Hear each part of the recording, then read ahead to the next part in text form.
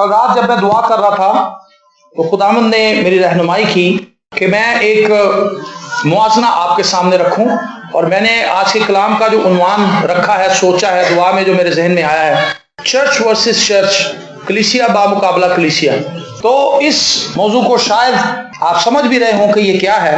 ہم کمپیریزن کریں گے ابتدائی کلیسیا کے ساتھ آج کی کلیسیا کا۔ وہ کلیسیا جو خداوند یسوع مسیح کے آسمان پر جانے کے بعد وقوع میں آئی، اور رسولوں نے اس کلیسیا کو منظم کیا، اور چھوٹی چھوٹی کلیسیاں جا بجا بنتی گئیں، اور ان کلیسیوں کے بڑھنے کی رفتار اتنی زیادہ تھی کہ انہوں نے تمام مذاہب کو ایک دفعہ ہلا کر رکھ دیا، اور رومی لوگ اور یہودی لوگ اور ارد گرد کی اقوام جو تھیں وہ بڑی تیزی سے مسیحیت کے دائرے اختیار کے اندر آنے لگیں، اور حیران کن تبدیلیاں اور معجزات اس کلیسیا کے وسیلے سے ظاہر ہوئے۔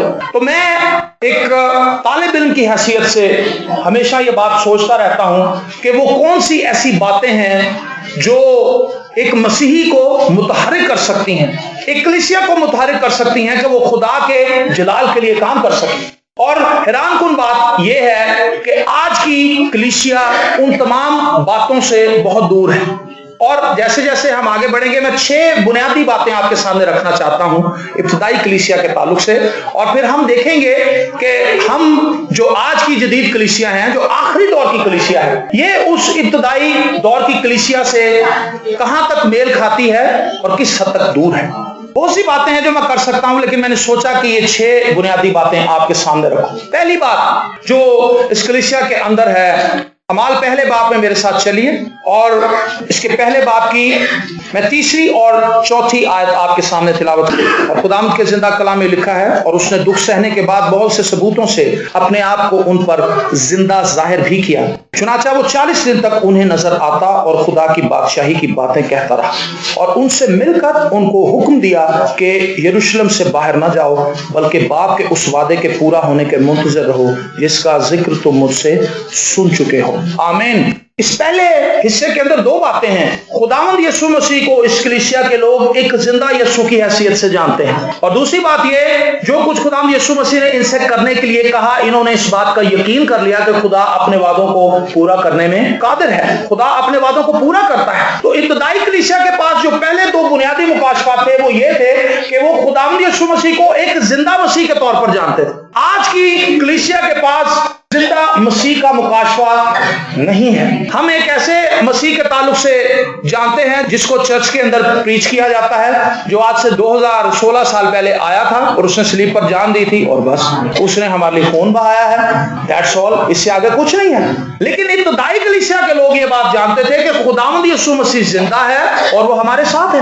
پریز دی لارڈ۔ سو میرے لیے اور آپ کے لیے جو چیز تحریک بن سکتی ہے، ہمیں متحرک کر سکتی ہے، وہ یہ کہ ہم ایک زندہ خدا کے پیروکار ہیں، اور جب ہم یہ بات جان جائیں گے کہ ہمارا خدا زندہ ہے، تو پھر اس کے وعدوں پر یقین کرنا میرے لیے اور آپ کے لیے مشکل نہیں ہوگا، بڑا آسان ہو جائے گا۔ تو ابتدائی کلیسیا کے لوگ جو تھے وہ خدا پر یقین رکھتے تھے، خداوند یسوع مسیح کو ایک زندہ مسیح کے طور پر جانتے تھے۔ کیا میں اور آپ خداوند یسوع مسیح کو زندہ مانتے ہیں؟ کیا میرا اور آپ کا یہ اقرار جو ہے یہ زبان کی حد تک ہے، یا بنیادی طور پر یہ ہماری زندگی کے اندر بھی کوئی حیثیت رکھتا ہے؟ ہم مسیح کو مردہ ثابت کرتے ہیں اپنے کاموں سے۔ جب چھوٹی سی پریشانی آتی ہے ہم فوراً ہکے بکے ہو جاتے ہیں۔ اس سے ہم کیا ثبوت دے رہے ہوتے ہیں کہ یسوع زندہ نہیں ہے، کیونکہ اگر وہ زندہ ہوتا تو اس مشکل میں سے مجھے نکال لیتا۔ منہ سے تو ہم اقرار کر رہے ہیں کہ یسوع زندہ ہے، لیکن میرا اور آپ کا رویہ جو ہے وہ اس بات کو ڈینائی کرتا ہے کہ خداوند زندہ نہیں ہے۔ لیکن ابتدائی کلیسیا کے لوگ جو ہیں، آپ ان کی پریکٹسز کو دیکھیں، وہ ایک زندہ مسیح کو نہ صرف جانتے ہیں بلکہ اس زندہ مسیح کے ساتھ زندگی بسر کرتے ہیں، اور اپنے زندگی کے تمام رویے وہ خداوند یسوع مسیح کی تعلیم کے مطابق رکھتے ہیں، اور جس طور سے خداوند یسوع مسیح نے انہیں تعلیم دی وہ اس کو فالو کرنے کی کوشش کرتے ہیں۔ اور جب کبھی وہ کسی مشکل میں پھنستے ہیں وہ پریشان نہیں ہوتے۔ پولس اور سلاس کی گواہی خوبصورت گواہی ہے۔ وہ زخموں سے چھلنی تھے، انہیں اتنا مارا گیا تھا، اتنا پیٹا گیا تھا، اتنی اذیت دی گئی تھی کہ ان کا تمام بدن جو ہے وہ زخموں سے چور تھا،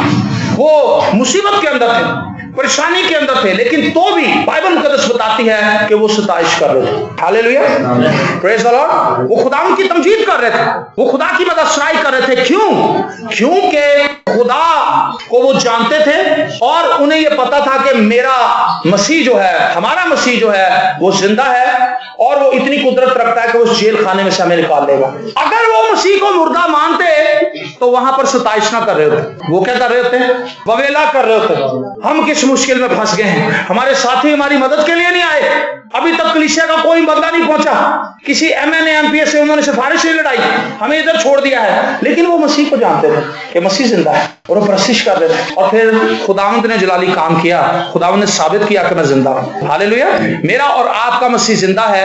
اگر ہم یہ بات جان لیں تو ہم ابتدائی کلیسیا کی طرح اپنی زندگی کے اندر بڑی برکات کو دیکھ سکتے ہیں، بڑے معجزات کو دیکھ سکتے ہیں. اور دوسرا حصہ جو اس پہلے پوائنٹ کا ہے وہ یہ کہ وہ یقین کرتے تھے. جب ہم خدا کو، اس کے بیٹے یسوع کو زندہ مانتے ہیں، تب ہم اس کے وعدوں پر یقین کرنے کے قابل ہو جاتے ہیں. اور جو شخص خدا کے وعدوں پر یقین کرتا ہے، یقین مانے، وہ زندگی میں کبھی ناکام نہیں ہو سکتا، وہ کبھی شرمندہ نہیں ہو سکتا. کیونکہ خدا کے وعدے وہ سٹونز ہیں جن پر قدم رکھ کے ہم کامیابی کی طرف بڑھتے ہیں اور ہم خدا کے جلال میں ترقی کرتے ہیں. لیکن کئی دفعہ ہم خدا کے وعدوں کو اس طرح سے اپنی زندگی میں اہمیت نہیں دیتے. ہم خدا کے وعدوں کو بھول جاتے ہیں، اور بھول اس لیے جاتے ہیں کیونکہ ہم خدا کے وعدوں کو پڑھتے ہی نہیں. میں یہ بات بڑے وثوق سے کہہ سکتا ہوں کہ کلیسیا کی ایک بڑی تعداد ایسی ہے جو بائبل مقدس سے واقف نہیں، بائبل مقدس کی بنیادی تعلیم سے واقف نہیں، لیکن وہ کلیسیا کے ممبر ہیں، بس ممبر ہیں، ٹھیک ہے، آتے ہیں چرچ، گیت گاتے ہیں، تالیاں بجاتے ہیں، نعرے لگاتے ہیں، ہدیہ ڈالتے ہیں، چلے جاتے ہیں. لیکن وہ اپنے ایمان کا ڈیفنس بھی نہیں کر سکتے کیونکہ وہ خدا کے کلام سے آگہی نہیں رکھتے، خدا کے کلام سے واقف نہیں ہیں.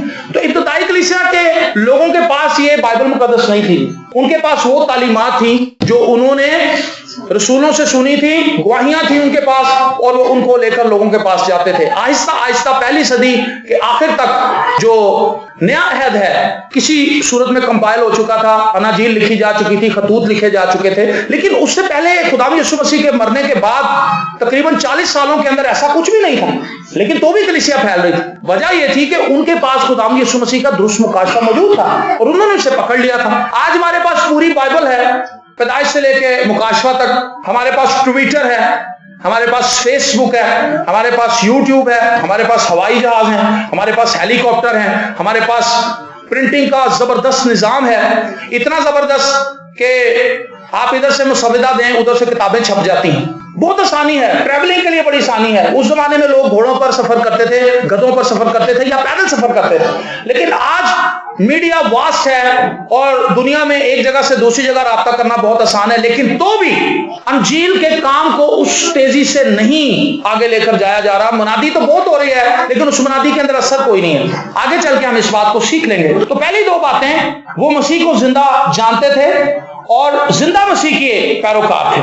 ان کے ذہنوں میں یہ بات چھائی ہوئی تھی کہ ہم جہاں کہیں بھی جائیں گے ہمارا خداوند ہمارے ساتھ ہوگا. خواہ وہ شیروں کی ماند ہو، خواہ وہ آگ کی جلتی ہوئی بھٹیاں ہوں، چاہے وہ سمندر ہو، چاہے وہ دریا ہو، چاہے وہ جنگل ہو، چاہے وہ ڈاکوؤں کی کھو ہو، کچھ بھی ہو، خداوند ہمارے ساتھ ہے، وہ ہمیں بچا لے گا. پریز دی لارڈ. تو یہ ایک مسیحی کے لیے بہت بڑی معراج ہے، اس کے لیے ایک بہت بڑا خزانہ ہے. پادری اسکیل صاحب نے گیت لکھا تھا، یہی ہے خزانہ میرا مال و متاع. میرا اور آپ کا خزانہ اور مال و متاع مسیح میں پوشیدہ ہے. تو جس شخص کے پاس مسیح نہیں ہے، جس شخص کے پاس مسیح کی صحیح تعلیم نہیں ہے، وہ اس خزانے کو کبھی حاصل نہیں کر پائے گا. وہ یہ منہ سے تو کہتا رہے گا کہ میں مسیح کا ہوں، لیکن اصل میں ایسا نہیں ہوگا. دوسری بات اس کلیسیا کی جو سب سے اہم تھی وہ یہ تھی کہ یہ دعا کرنے والی کلیسیا تھی. کون سی کلیسیا تھی جی؟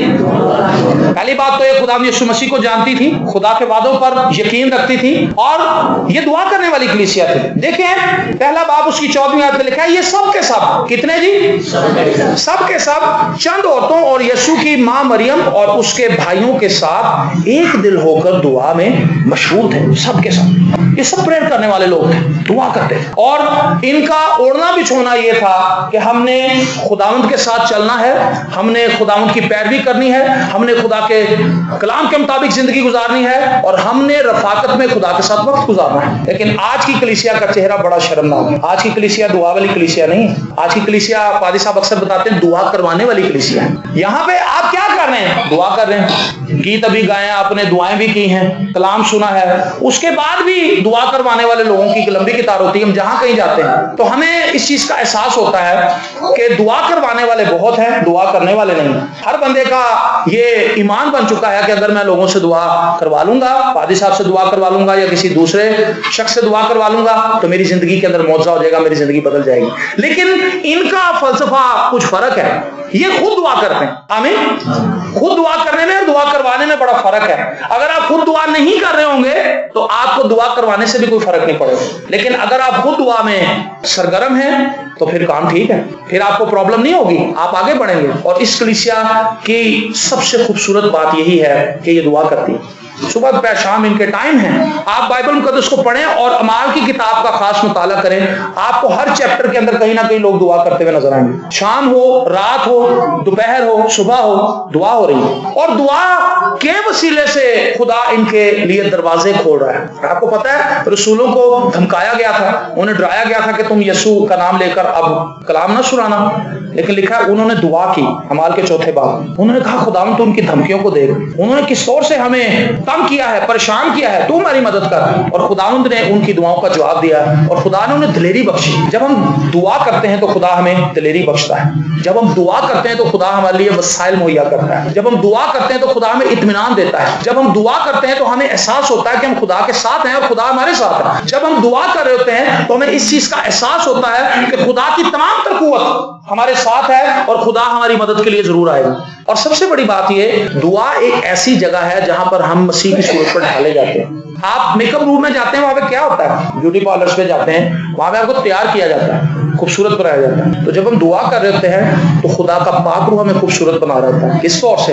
وہ ہمارے اندر سے غصہ نکالتا ہے اور اس کی جگہ پہ کیا ڈال دیتا ہے؟ محبت ڈال دیتا ہے، برداشت ڈال دیتا ہے، صبر ڈال دیتا ہے۔ اصل میں خوبصورتی تو یہ ہے، ظاہری خوبصورتی تو نہیں ہے بڑے اچھے کپڑے پہن لیے، بڑا اچھا پرفیوم لگا لیا، بڑی اچھی ٹائی لگا لی، بڑے اچھے بال بنا لیے اور خوبصورت جوتی پہن لی، ہم اس کو خوبصورتی سمجھ بیٹھے ہیں۔ لیکن ابتدائی کلیسیا اس کو خوبصورتی نہیں مانتی۔ ابتدائی کلیسیا کو پتا تھا کہ دعا ہی اصل خوبصورتی ہے، کیونکہ اس کے اندر خدا تبدیل کرتا ہے، اور ہم دعا میں جاتے ہی نہیں۔ ہم بیوٹی پارلر ضرور جاتے ہیں لیکن خدا کا جو بیوٹی پارلر ہے اس میں نہیں جاتے۔ خدا کی پریزنس، دعا میں جب ہم جھکتے ہیں تو ہم خدا کی حضوری میں آتے ہیں۔ خدا کی حضوری ہی وہ جگہ ہے جہاں پر خدا ہمیں تبدیل کر سکتا ہے۔ اگر آپ غصہ کرنے والے ہیں، آپ دعا میں جھکیں، خدا کے ساتھ وقت گزاریں۔ یسوع مسیح غصہ کرنے والا نہیں تھا، وہ محبت کرنے والا تھا، برداشت کرنے والا تھا، صبر تھا اس کے اندر۔ اور جیسے جیسے ہم خدا ان کے ساتھ رفاقت میں وقت گزارتے ہیں، ہم مسیح کی مانند بنتے جاتے ہیں۔ لکھا ہے اسطفنس کو جب سنسار کرنے کے لیے لے کر گئے، اس کو پتھر مار رہے تھے، تو لکھا ہے اس کو جھوٹا مقدمہ بھی جب چلا رہے تھے تو بائبل مقدس بتاتی ہے کہ انہوں نے دیکھا کہ اس کا چہرہ فرشتے کی طرح۔ کیسے جی؟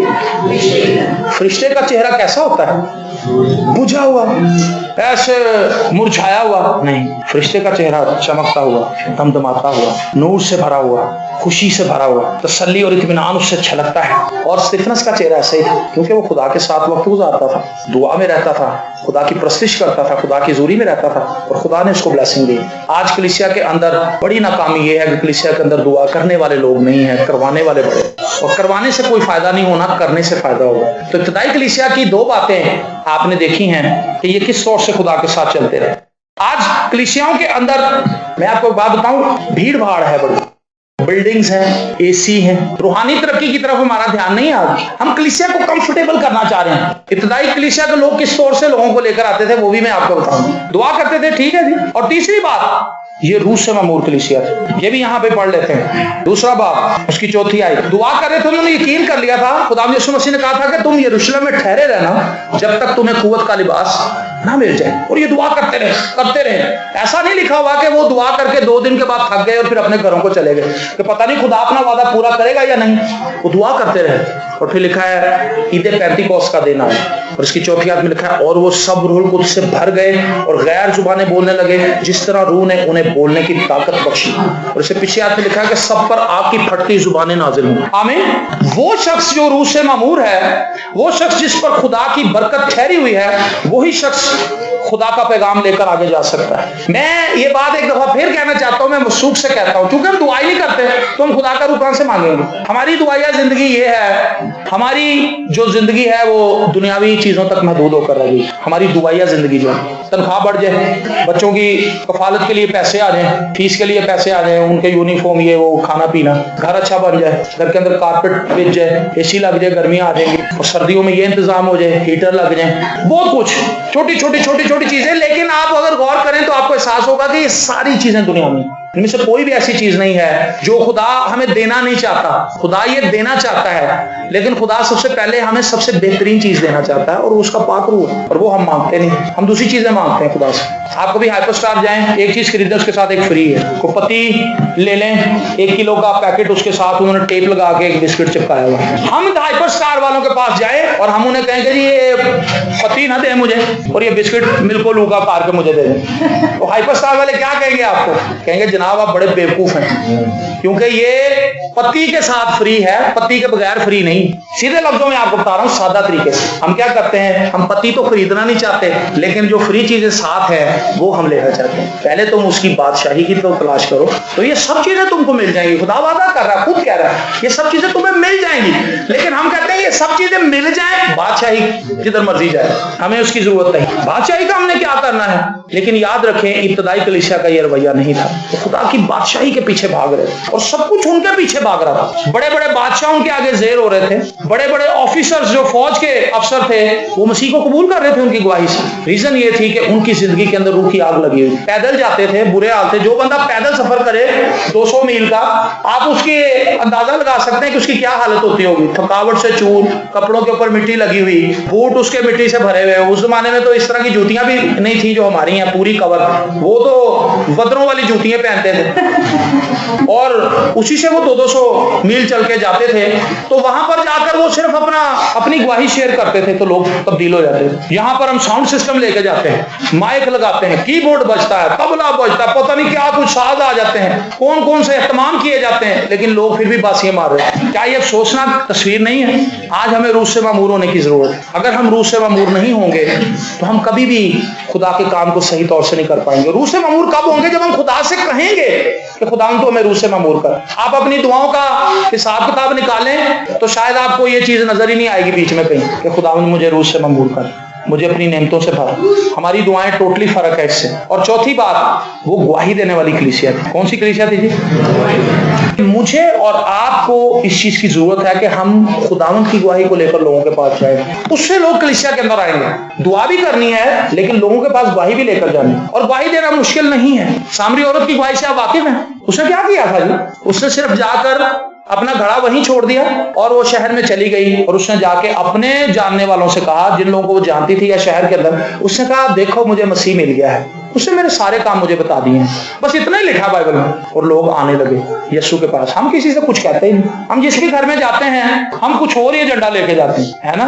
ہم کسی کی برائی لے کر جاتے ہیں، ہم کسی کی عیبجوئی کرنے کے لیے بیٹھ جاتے ہیں، ہم کسی کو برا بھلا کہنے کے لیے بیٹھ جاتے ہیں، کسی کی شادی ہو اس کے اندر سے کیڑے نکالنا شروع کر دیتے ہیں، کوئی مر جائے اس پہ مشکلات ہیں، بھائی وہ بندہ مر گیا ہے، اس کے کھانے کے اوپر بھی تذکرہ کرتے ہیں کہ آج بھی چھولیاں نہیں دے گی پکائی نہیں، مر گیا بندہ پھر بھی، ابا مر گیا، ساری عمر انہوں نے نہ کچھ کیتا ہے نہ لیتے، آج بھی چھولیاں نہیں دے گی۔ مسیح کی بات تو کہیں نہیں ہم نے کی، ہم تو چھولوں پہ، آلوؤں پہ، سبزی پہ، اسی پہ ڈیبیٹ کرتے رہ گئے، لیکن ابتدائی کلیسیا ایسی نہیں تھی۔ سو میں آپ کو یہ بتانا چاہتا ہوں کہ ہمیں ہوش میں آنے کی ضرورت ہے، ہمیں یہ دیکھنا ہوگا کہ ہم کس طرح سے اپنی زندگی گزار رہے ہیں۔ ہم اسی طرح بوڑھے ہو جائیں گے اور پھر مر جائیں گے، لیکن ہم خدا کی بہترین چیزوں سے پیچھے ہی رہ جائیں گے۔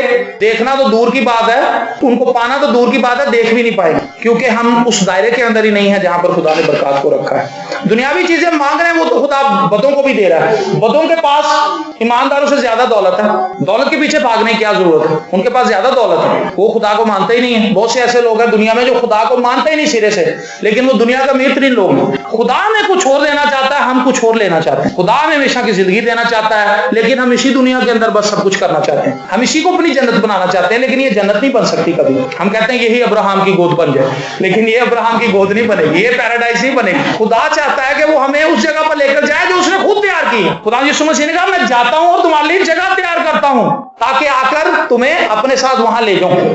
آمین۔ لیکن ہم یہاں پر اپنی چھوٹی چھوٹی جنتیں بنا رہے ہیں، یہ تو کچھ بھی نہیں ہے، تو گرجا نہیں ہے۔ رسول گزر رہے تھے، یسوع کے ساتھ جا رہے تھے، کہنے لگے استاد جی، پترس کہنے لگا، یسوع نے کہا جی بیٹا، کہنے لگا دیکھو استاد جی کیسی خوبصورت بلڈنگ ہے، کیسے خوبصورت ماربل لگایا نا۔ یسوع نے کہا اس کے اوپر ایک پتھر باقی نہیں رہنا، سب گر جانا۔ جو تجھے اچھی لگ رہی ہے یہ قائم رہنے والی چیز نہیں ہے۔ سمجھ رہے میری بات؟ بڑے بڑے پلازے، بڑی بڑی بلڈنگیں، ہماری خواہش یہی ہے کاش یہ پلازا میرا، لیکن میں آپ کو بتانا چاہتا ہوں یہ پلازے گر جائیں گے، لیکن وہ عمارتیں جو آسمان پر یسوع مسیح نے آپ کے لیے بنائی ہیں وہ ہمیشہ ہمیشہ کے لیے قائم رہیں۔ تو کیا آپ ان پلازوں اور ان گھروں کو حاصل کرنا چاہتے ہیں یا اس جگہ رہنا چاہتے ہیں جو ہمیشہ قائم رہنے والی؟ بڑے بڑے اچھے گھر ہم نے دیکھے، بڑی بڑی اس علاقے کے اندر کئی لوگوں نے بڑے اچھے گھر بنائے، لیکن 10 سالوں کے بعد اب وہ پرانے لگنے لگے، لیکن وہاں پر سارا سسٹم فرق ہے۔ پریز دی لارڈ۔ سو روح سے معمور ہونا اور گواہی دینا بہت ضروری ہے۔ جب ہم لوگوں کو گواہی دیتے ہیں، ہم کیا کرتے ہیں؟ ہم لوگوں کو چرچ آنے کے لیے مجبور کرتے ہیں۔ ایسے لوگ نہیں آئیں گے۔ آپ لوگوں کو گواہی دیں، لوگوں کو بتائیں کہ مسیح کون ہے، اس نے میری زندگی میں کیا کیا ہے۔ پھر وہ آپ سے پوچھے گا کہ بھائی آپ کون سے چرچ جاتے ہیں؟ مسیح کہنا تھی کبھی میرے چرچ سے آؤ، پھر تسی دیکھو اتنے کس طرح مواجہ واجدہ کرنے والے کیسے گیت ہوں۔ وہ کہے گا بھائی گیت تو سب جگہ ہی گائے جاتے ہیں، تاڑے چرچ کو فرق آپ میں۔ لیکن آپ اسے بتائیں میری زندگی تبدیل ہوئی ہے، میں شراب پیتا تھا میں نے شراب پینی چھوڑ دی، میں سگریٹ پیتا تھا میں نے سگریٹ پینی چھوڑ دی، میں گالیاں نکالتا تھا میں نے گالیاں نکالنی چھوڑ دی، میں گناہ گار تھا لیکن میری زندگی بدل گئی ہے، یسوع نے مجھے اپنے خون سے دھو دیا۔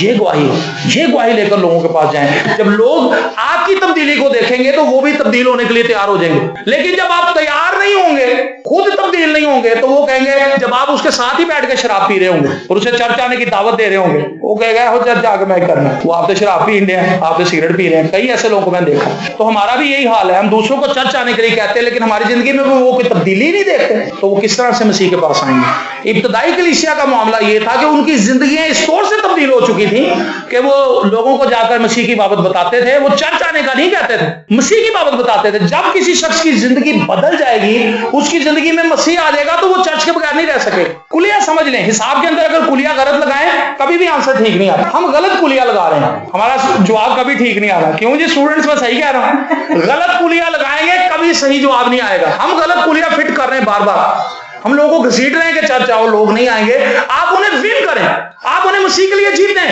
اپنی گواہی ان کے سامنے رکھیں، اور پھر جب مسیح ان کے اندر آ جائے گا تو وہ کلیسیا سے دور نہیں رہ پائیں گے، کیونکہ مسیح خود بخود انہیں کلیسیا کی طرف لائے گا۔ پھر وہ آپ سے پوچھیں گے کہ آپ، انہوں نے کہا صاحبو ہم کیا کریں کہ ہم نجات پائیں؟ ہم ایسا نہیں کر رہے۔ اور پانچویں بات، وہ محبت سے بھری ہوئی کلیسیا ہے۔ کون سی کلیسیا تھی جی؟ محبت سے بھری ہوئی کلیسیا۔ میں حیران ہوتا ہوں، میں ان کی محبت کا ایک عجیب منظر میں نے دیکھا بائبل مقدس میں، اعمال کی ہی کتاب میں۔ کوئی شخص اپنا گھر بیچ کے کسی کو دیتا ہے، یہ بڑی مشکل چیز ہے، لیکن وہ شخص جس کے اندر خدا جیسی محبت ہو، اگاپے محبت اسے کہتے ہیں، وہ محبت جو خدا کی محبت ہے ان کے دلوں کے اندر۔ اور ایک شخص نے اپنا گھر بیچا اور رسولوں کے پاس لے آیا، ساری اماؤنٹ 10 لاکھ 15 لاکھ 5 لاکھ جتنے کا بھی گھر بکا اس کا، 5 مرلے کا تھا، 10 مرلے کا تھا، کنال کا تھا، یہ نہیں لکھا، لیکن اس نے گھر بیچا اور وہ آیا یسوع کو دے دیا۔ دوسرے نے دیکھا کہ اس نے اپنا گھر بیچ دیا، کیوں؟ وہ چاہتا تھا کہ کلیسیا کے اندر جتنے بھی غریب لوگ ہیں یہ سب پیسے ان میں ڈسٹریبیوٹ کر دیے جائیں تاکہ سب کی حالت، جن کی حالت پتلی ہے ان کی حالت بہتر ہو جائے۔ دوسرے نے بیچا، تیسرے نے بیچا، اور لوگ لکھا ہے اپنے گھروں کو بیچ کر پیسے رسولوں کے پاس لانے لگے۔ لیکن ان میں بھی ایک جوڑا ایسا نکل آیا جو 50-50 تھا۔ 50-50 بسکٹ بھی ہیں، شاید آپ نے کھایا، لیکن 50-50 لائف جو ہے یہ بڑی ڈینجرس ہے۔ بسکٹ تو بڑے مزیدار ہیں 50-50 میٹھے اور نمکین، لیکن 50-50 لائف ٹھیک نہیں۔ گھر بیچ دیا انہوں نے، اور انہوں نے سوچا کہ ہم یہ پیسے لے کر رسولوں کے پاس جائیں۔ اور پھر اس کی بیوی نے یا شاید اس نے سوچا کہ ہم بوڑھے ہیں، اگر سارے پیسے دے دیں گے تو ہم کیا کریں گے؟ انہوں نے کہا ایسے کرتے تھوڑے سے رکھ لیتے ہیں، چکا دیے پیسے، اور رسولوں کے پاس آ کے کہنے لگے اگر وہ یہ کہہ دیتا کہ سر میں نے گھر بیچا ہے اور میں نے اتنے پیسے رکھ لیے ہیں اور یہ پیسے میں خدا کو دینا چاہتا ہوں، تو شاید وہ نہ مرتا۔ لیکن اس نے ڈھونگ کیا، اس نے ریاکاری کی، اس نے لوگوں کے سامنے اپنے آپ کو بڑا ثابت کرنے کے لیے بتایا کہ جتنا بھی میرا تھا میں نے سب کچھ خدا کی راہ پر دے دی۔ تو پترس نے اس سے کہا کہ شیطان نے تجھے کیوں بھارا ہے کہ تو خدا کے روح سے جھوٹ بولے؟ اور پھر وہ مر گیا۔ اور اس کی بیوی آئی، اس کی بیوی نے بھی وہی بات کہی، اس نے کہا ابھی تو تیرے شوہر کو دفنانے کے لیے لے کے گئے ہیں، وہ بھی مر گئی وہاں۔ تو 50-50 لائف جو ہے وہ بڑی خطرناک ہے۔ تو آج 50-50 ہی ہے، بلکہ میں تو 50-50 بھی نہیں کہوں گا، 80-20 کہوں گا. ہم 20% بھی شاید خدا کی طرف نہیں ہے. ابھی میں نے 20% ہی زیادہ بتا دیا، مجھے معاف کیجیے گا. ہم 20-80 نہیں ہیں، ہم 298 ہیں. 98% ہمارا جھکاؤ شیطان کی طرف ہے اور 2% خدا کی طرف. لیکن ہم بڑی بڑی برکات کی توقعات کر رہے ہیں خدا سے. کیا ہو سکتا ہے ایسے؟ آپ چائے کے اندر بالکل دو قطرے چینی کے ڈال دیں، چائے میٹھی ہوئے گی.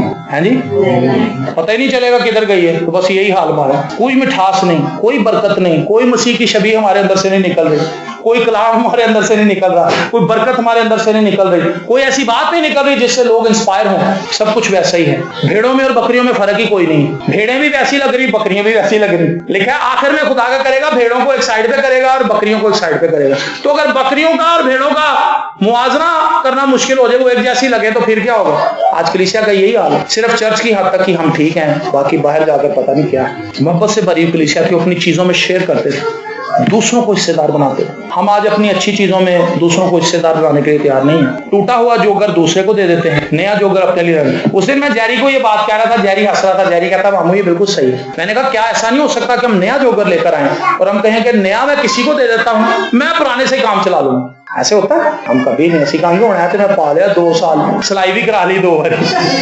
چلو یہ اس کو دے دیتے، اس کے پاس کچھ نہیں، اس کو دے دیتے اور نیا خود رکھ لیتے. پھر جب نیا پرانا ہو جاتا، پرانا اس کو دے دیتے نیا. پھر لیکن کیا کبھی ہم خدا سے توفیق مانگیں گے خدا ہم نئی چیزیں لوگوں کو دے سکیں؟ ابتدائی کلیسیا کے لوگ ایسے ہی تھے. وہ دوسروں کو اپنے سے افضل جانتے تھے اور دوسروں کو اپنی چیزیں دیتے تھے اور خود کم تر میں گزارا کرنے کی خواہش کرتے تھے. یہ وہ زندگی ہے جو حقیقی مسیحی زندگی.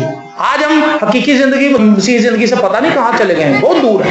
آخری بات، وہ خداوند کی آمد کے منتظر کیا تھے جی؟ ان کی زندگی کے اندر سب سے خوبصورت چیز میں اگر کہوں جو انہیں آگے لے کر گئی، جو بڑی بڑی قربانیاں دینے پر تیار ہو گئے، وجہ یہ تھی انہیں پتا تھا کہ ہمارا خداوند ہمیں لینے کے لیے آ رہا ہے. جب خداوند یسوع مسیح کو آسمان پر جاتے ہوئے دیکھ رہے تھے تو بائبل مقدس پہ لکھا ہے فرشتے پیچھے آگے کھڑے ہو گئے رسولوں.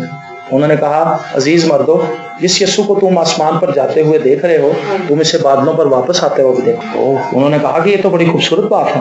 اور پھر وہ سمجھ گئے کہ یہاں پر جو قیام ہے وہ عارضی ہے اور وہ مسافرانہ زندگی ہے. ہمیں یہاں اپنا دل نہیں لگانا. اور وہ صرف اور صرف مسیح کے لیے کام کر رہے تھے. ایک شخص نے بڑا خوبصورت تبصرہ کیا ہے ابتدائی کلیسیا پر.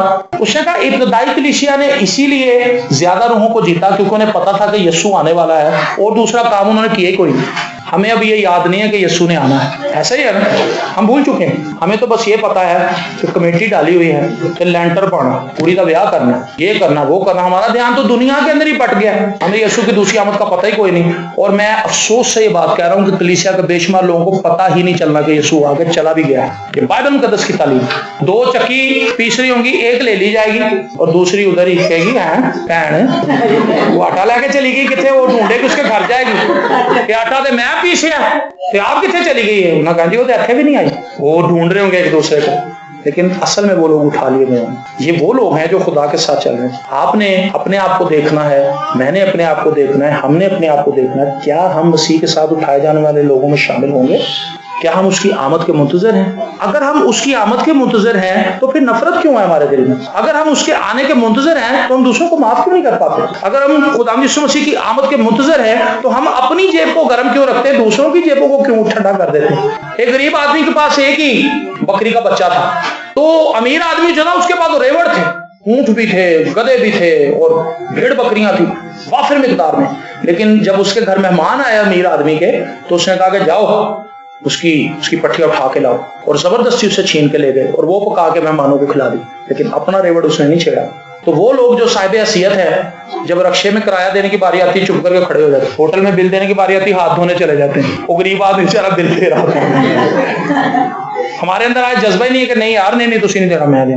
ہم آج ٹرک کھیلتے ہیں لیکن اصل میں یہ ٹرک ہمارے لیے پھندا بن جائے. میں آپ کو یہ بتانا چاہتا ہوں اگر ہم مسیح کی آمد کے منتظر ہیں تو ہماری زندگی بہت بہتر ہوگی. کیوں؟ کیونکہ ہمیں پتا ہوگا کہ میرا مسیح مجھے کسی بھی وقت لینے کے لیے آ رہا ہے، کسی بھی وقت. یہ بڑی حیران کن چیز ہے، کسی بھی وقت. یسوع نے ٹائم نہیں بتایا، ورنہ ہم 1-2 گھنٹہ پہلے اپنے آپ کو ٹھیک کر لیتے. یسوع نے اس بات کو گپت رکھا ہے، پوشیدہ رکھا ہے، کوئی نہیں جانتا کہ وہ کس وقت آئے گا.